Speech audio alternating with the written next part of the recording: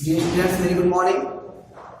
तो चैप्टर आपका चल रहा था वैश्वीकरण एवं भारतीय अर्थव्यवस्था, और इसके हम आपको एनसीईआरटी जोन के जो क्वेश्चन हैं उनको हम आपको समझा रहे हैं, बता रहे हैं। और 4 क्वेश्चन हमने आपको समझा दिए थे। इसके बाद आपका इस वाले वीडियो में हम आपको एक लॉन्ग क्वेश्चन आपके लिए लेकर के आए हैं जो बहुत ही इंपॉर्टेंट है। ठीक है, क्वेश्चन क्या है कि विकसित देश विकासशील देशों से उनके व्यापार और निवेश का उदारीकरण क्यों चाहते हैं। ठीक है, क्या आप मानते हैं कि विकासशील देशों को भी बदले में ऐसी मांग करनी चाहिए। ठीक है, ये आपका क्वेश्चन है और इस क्वेश्चन को हम आपको समझाने का प्रयास करते हैं। ठीक है, तो इसका आंसर क्या है कि विकसित देश विकासशील देशों से उनके व्यापार और निवेश का उदारीकरण इसलिए चाहते हैं कि वे बहुराष्ट्रीय कंपनियों द्वारा विदेशी व्यापार व विदेशी निवेश के माध्यम से विकासशील देशों में अपने व्यवसाय का विस्तार कर सके, ताकि उनको अगर उदारीकरण के माध्यम से विकासशील देशों में उदारीकरण के माध्यम से उनको विदेशी निवेश और विदेशी व्यापार में छूट मिलेगी, मतलब प्रतिबंध जब समाप्त होंगे तो उनको विकासशील देश के बाजारों में प्रवेश करने के लिए अपने वस्तुओं को उन देशों के बाजारों में, विकासशील देशों के बाजारों में बेचने के लिए ज्यादा से ज्यादा उनको सरलता होगी और वे आसानी से अपने व्यवसाय का विस्तार भी कर सकते हैं। इसलिए विकासशील देशों से ये विकसित देश उदारीकरण की मांग करते हैं, उदारीकरण चाहते हैं। ठीक है, इसके साथ साथ में विकसित देश ऊंची तरह का लाभ अर्जित करने के लिए विकासशील देशों में निवेश भी करना चाहते हैं। ठीक है, तो विकासशील देशों को भी बदले में विकासशील देशों को भी बदले में विकसित देशों द्वारा आंशिक ढंग से अपनाए गए व्यापार अवरोधों को हटाने के लिए उनके बाजार तक पहुंच तथा आर्थिक सहायता की मांग करनी चाहिए। इसके अलावा विकासशील देश समान हितों वाले अन्य विकासशील देशों के साथ मिलकर विकसित देशों के साथ प्रभाव का विरोध कर सकते हैं। ठीक है, तथा उनके पास सही नियमों के लिए विश्व व्यापार संगठन व अन्य संगठनों से बातचीत भी कर सकते हैं। इस प्रकार से विकसित देश के जो हित हैं, जो आर्थिक लाभ हैं, वो विकासशील देशों से जुड़े होते हैं और विकासशील देशों को भी अपने हित को बनाए रखने के लिए विकसित देशों से कुछ ऐसी मांग करनी चाहिए। ठीक है, जो अगला क्वेश्चन है वो आपका नाम क्वेश्चन है, क्या है कि वैश्वीकरण का प्रभाव एक समान नहीं होता है। वैश्वीकरण का प्रभाव एक समान नहीं है। इस कथन की अपने शब्दों में आपको व्याख्या करना है। कैसे करना है, दिखाएगा कि वैश्वीकरण, आप जानते हैं इसका मतलब क्या होता है कि विश्व के समस्त बाजारों का एक हो जाना वैश्वीकरण कहलाता है। ठीक है, तो कह रहा है क्या कि वैश्वीकरण का प्रभाव एक समान नहीं है, या बिल्कुल ये बात बिल्कुल सत्य है। कैसे, या सभी के लिए लाभप्रद भी नहीं है, अर्थात वैश्वीकरण जो है वो सभी देशों के लिए लाभप्रद नहीं होता है। ठीक है, तो वैश्वीकरण जो है वो विकसित देशों के लिए तो ज्यादा लाभदायक है, लेकिन विकासशील और अल्प विकसित देशों के लिए लाभदायक नहीं होता, क्योंकि विकसित देश विकासशील देशों और अल्प विकसित देशों में तो बाजारों की खोज कर लेते हैं, और विकसित देश ऐसे देशों, विकासशील और अल्प विकसित देशों के बाजारों का तो उपभोग कर लेते हैं, लेकिन अल्प विकसित देश और विकासशील देश है वो बदले में विकसित देशों से लाभ को अर्जित नहीं कर पाते हैं। ठीक है, तो इसलिए वैश्वीकरण से कुछ विपरीत प्रभाव भी, कुछ अनुकूल प्रभाव पड़ता है तो कुछ विपरीत प्रभाव भी पड़ता है, तथा उनके पास सही नियमों के लिए। ठीक है, अनेक लोग वैश्वीकरण से प्राप्त लाभों से वंचित रह जाते हैं। ठीक है, तो इस कथन को हम अपने कुछ पॉइंट्स के माध्यम से बताएंगे कि किस प्रकार से वैश्वीकरण की सकारात्मक प्रभाव हैं और कौन से नकारात्मक प्रभाव हैं। ठीक है स्टूडेंट्स, तो पहले हम आते हैं क्या कि वैश्वीकरण से होने वाले सकारात्मक प्रभाव। ठीक है, तो सकारात्मक प्रभाव में सबसे पहला जो पॉइंट होता है कि विभिन्न वर्गों पर वैश्वीकरण के निम्नलिखित सकारात्मक प्रभाव पड़ते हैं। जैसे नंबर 1, स्थानीय व विदेशी उत्पादकों के मध्य प्रतिस्पर्धा से उपभोक्ताओं, विशेषकर शहरी क्षेत्र में रहने वाले धनी वर्ग के उपभोक्ताओं को विशेष लाभ प्राप्त होता है। इन उपभोक्ताओं के साथ समझ पहले से अधिक निकट हो जाते हैं। साथ साथ में वे अनेक वस्तुओं और सेवाओं को की उत्कृष्टता, उनकी श्रेष्ठता, ठीक है, उनकी गुणवत्ता और कम कीमत से लाभान्वित होते हैं और परिणाम स्वरूप ये लोग पहले की तुलना में आज अपेक्षाकृत उच्चतम जीवन स्तर का आनंद प्राप्त कर रहे होते हैं और प्राप्त कर रहे हैं। ठीक है, नंबर 2 बात क्या है कि बहुराष्ट्रीय कंपनियों ने शहरी क्षेत्रों में सेल फोन, मोटरसाइकिल, मोटर गाड़ियां, इलेक्ट्रॉनिक उत्पादों, ठंडे पेय पदार्थ और जंक खाद्य पदार्थ, जैसे कि आप लोग बोलते हैं क्या, जो आप जंक खाद्य पदार्थ जो रेडीमेड बने होते हैं, कहीं चिप्स खाते हो, कहीं आप विभिन्न प्रकार के उत्पाद जो रेडीमेड पैकेट में तैयार होते हैं उन्हें खाते हो। ठीक है, उन्हें कहने का जंक फूड मतलब जंक खाद्य पदार्थ। ठीक है, एवं बैंकिंग जैसी सुविधाओं के निवेश में रुचि दिखाई देती है। ठीक है, जिससे शहरों में पढ़े लिखे एवं कुशल श्रमिकों के लिए बड़ी संख्या में रोजगार के अवसर भी प्राप्त होते हैं। ठीक है, क्या है कि बहुराष्ट्रीय का दूसरा क्या लाभ है कि बहुराष्ट्रीय कंपनियों ने शहरी क्षेत्रों में सेल फोन, मोटर गाड़ियां, इलेक्ट्रॉनिक उत्पाद, ठंडे पेय पदार्थ और जंक खाद्य पदार्थों एवं बैंकिंग जैसी सेवाओं के निवेश में बहुत ही ज्यादा रुचि दिखाई है। ठीक है, और जिससे शहरों में पढ़े लिखे लोग जो कुशल श्रमिक होते हैं उनके लिए भी अधिक से अधिक रोजगार के अवसर भी उपलब्ध हो रहे हैं। तो ये सकारात्मक प्रभाव है। नंबर 3 हमारा क्या है कि बहुराष्ट्रीय कंपनियों को कच्चे माल की आपूर्ति करने वाली स्थानीय कंपनियों को भी लाभ अर्जित हो रहा है, लाभ प्राप्त हो रहा है। ठीक है, नंबर 4 पॉइंट आपका क्या है, प्रमुख भारतीय कंपनियों द्वारा नवीनतम तकनीक एवं उत्पादन प्रणाली अपनाए जाने के कारण बढ़ती प्रतिस्पर्धा से लाभ हुआ है। स्टूडेंट कह रहा है कि प्रमुख भारतीय कंपनियों द्वारा नवीनतम नई तकनीक व उत्पादन प्रणाली अपनाए जाने के कारण बढ़ती प्रतिस्पर्धा से भी लाभ प्राप्त हुआ है। कुछ भारतीय कंपनियों ने विदेशी कंपनियों के साथ सहयोग कर भी लाभ अर्जित किया। मतलब कुछ भारतीय कंपनियां ऐसी हैं जो विदेशी कंपनियों जिन्होंने भारत में निवेश किया हुआ है उन कंपनियों के साथ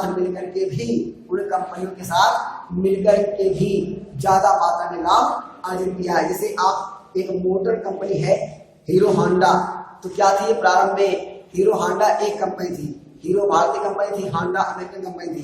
ठीक है, तो अमेरिकन कंपनी होंडा और भारतीय कंपनी हीरो मिलकर के हीरो होंडा गाड़ियां बनाते थे। ठीक है, लेकिन अब दोनों अलग अलग हो गए। तो तुलना में क्या है कि अनेक भारतीय कंपनियां जो हैं वो विदेशी कंपनियों के साथ में मिलकर के उत्पादन का कार्य करती हैं, जिससे भारतीय कंपनियां भी बड़ी मात्रा में लाभ प्राप्त करती हैं। तो ये एक सकारात्मक प्रभाव हुआ। ठीक है, नंबर 5 क्या हुआ कि वैश्वीकरण ने कुछ बृहद भारतीय कंपनियों को बहुराष्ट्रीय कंपनियों के रूप में उभरने के योग्य बनाया है। ठीक है, कि वैश्वीकरण ने कुछ बृहद भारतीय कंपनियां मतलब क्या, बड़ी बड़ी भारतीय कंपनियां।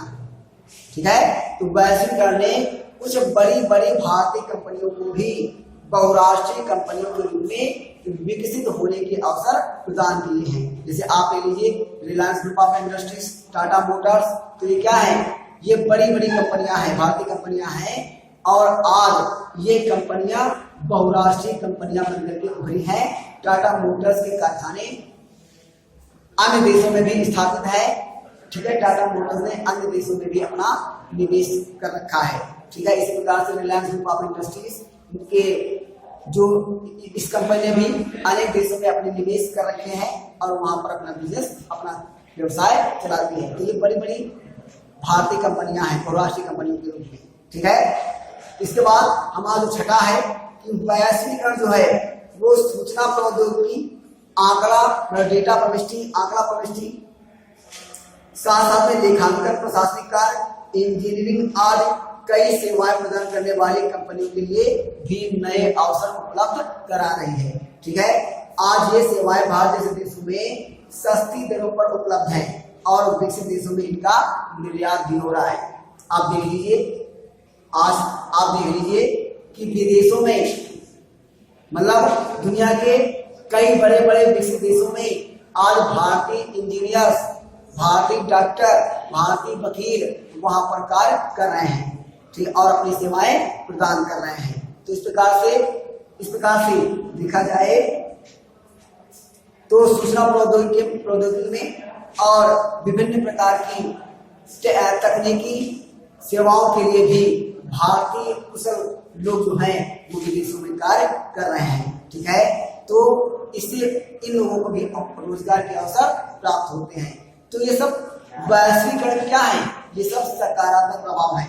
आज भारतीय वकील, भारतीय डॉक्टर, भारतीय इंजीनियर विदेशों में कार्य करके व्यवसाय करके बड़ी मात्रा में धन का अर्जन कर रहे हैं, बड़ी मात्रा में धन को कमा रहे हैं। ठीक है, तो ये वैश्वीकरण के माध्यम से ही संभव हो पाया है। तो इस प्रकार से वैश्वीकरण जो है वो हमारे ऊपर, मानव समाज पर एक सकारात्मक प्रभाव डालता है। ठीक है, लेकिन वैश्वीकरण के कुछ सकारात्मक प्रभाव है तो कुछ नकारात्मक प्रभाव भी है।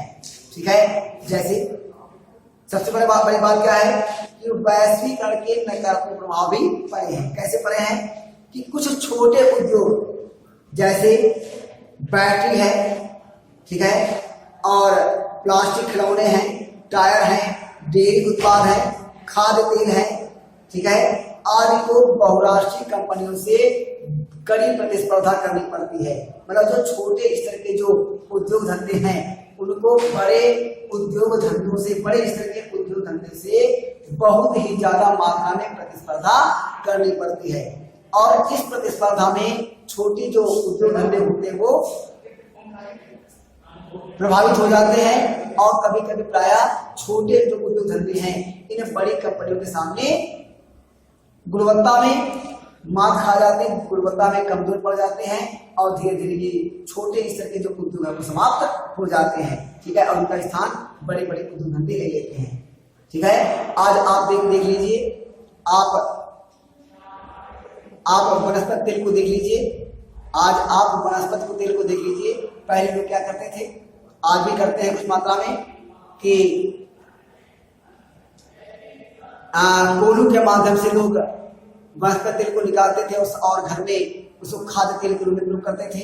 आज बड़ी बड़ी कंपनियों के खाद्य तेल डिब्बा बंद होकर के आते हैं और लोग उनका ही ज्यादातर प्रयोग करते हैं। ठीक है, तो जो घरेलू इस तरह के जो छोटे छोटे उद्योग धंधे होते हैं वो समाप्त हो जाते हैं। ठीक है, और आप सूती वस्त्र उद्योग को ले लीजिए। पहले लोग हाथ से कपड़ा वस्त्र बुनते थे तो हथकरघे के माध्यम से, ठीक है, तो उनको जो आय का जो एक साधन था वो बना रहता था। आज बड़ी बड़ी कंपनियां सूती वस्त्र उद्योग के माध्यम से बड़े बड़े कारखानों में सूती वस्त्र का निर्माण होता है और हथकरघा जो उद्योग जो है वो धीरे धीरे लगभग समाप्त होता जा रहा है। ठीक है, तो बड़े बड़े उद्योगों के सामने छोटे स्तर के उद्योग जो हैं उनको काफी हानि होती है, वो धीरे धीरे समाप्त होते जाते हैं। ठीक है, तो ये सबसे बड़ा एक नकारात्मक प्रभाव पड़ता है वैश्वीकरण का। नंबर दूसरी बात क्या है कि कई उद्योग बंद हो गए। ठीक है, कई छोटे छोटे उद्योग बंद हो गए हैं जिससे अनेक श्रमिक जो हैं वो बेरोजगार हो चुके हैं। ठीक है, नंबर तीसरा प्रभाव क्या है कि वैश्वीकरण तथा प्रतिस्पर्धा के दबाव ने श्रमिकों के जीवन में बहुत सारा परिवर्तन ला दिया है। ठीक है, और बढ़ती हुई प्रतिस्पर्धा के कारण अधिकांश नियोक्ता जो हैं वो आजकल श्रमिकों को रोजगार देने में लचीलापन पसंद करते हैं, मतलब लचीलापन पसंद करते हैं और कह रहा है क्या कि इसका अर्थ यह है कि श्रमिकों को रोजगार अब सुरक्षित और सुनिश्चित नहीं रह गया है। ठीक है, अब श्रमिकों को नियोक्ताओं अर्थात कंपनी के मालिक की शर्तों के अनुसार काम करना पड़ता है। उनका रोजगार सुरक्षित नहीं है और उनका रोजगार सुनिश्चित भी नहीं है, मतलब काम करने के घंटे भी निर्धारित नहीं है। ठीक है, और रोजगार की जो शर्तें हैं वो उनके श्रमिकों के अनुकूल नहीं होती हैं। तो ये कुछ वैश्वीकरण के नकारात्मक प्रभाव पड़े हैं। ठीक है, इसके बाद क्या कर रहा है, नंबर चौथा पॉइंट आपका क्या है कि नियोक्ता श्रम लागतों में निरंतर कटौती कर रहे हैं, मतलब श्रम की लागतों में कटौती कर रहे हैं। ठीक है, वे कम वेतन पर श्रमिकों से अधिक काम करवाना चाहते हैं। ठीक है, मतलब मैंने पहले बताया कि श्रमिकों को अब नियोक्ता की मनमर्जी के मुताबिक, मतलब नियोक्ता था मालिक की शर्तों के मुताबिक काम करना पड़ता है और श्रमिक, ठीक है, को ज्यादा मात्रा में काम करना पड़ता है। अर्थात जो नियामक है, जो मालिक है, वो कम से कम श्रम के मतलब कम से कम, है ना, मजदूरी देकर के ज्यादा से ज्यादा मात्रा में श्रम करवाना चाहता है श्रमिकों से। ठीक है, मतलब वेतन कम दे रहा है और काम ज्यादा करवा रहा है। तो ये भी वैश्वीकरण की एक बहुत बड़ी समस्या बनकर के उभरी है। नंबर 5वां क्या है कि वैश्वीकरण ने धनिक एवं निर्धन वर्ग के मध्य में अंतर में वृद्धि की है। मतलब वैश्वीकरण ने धनी वर्ग के बीच में और निर्धन वर्ग के बीच में एक बड़ा अंतर उत्पन्न कर दिया है।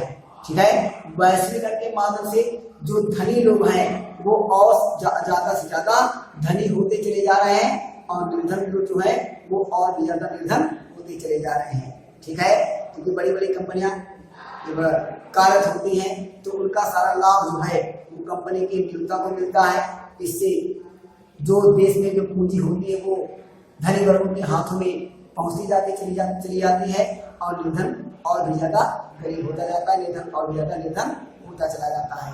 तो वैश्वीकरण के लिए कुछ दुष्प्रभाव हैं। ठीक है, मतलब नकारात्मक प्रभाव है।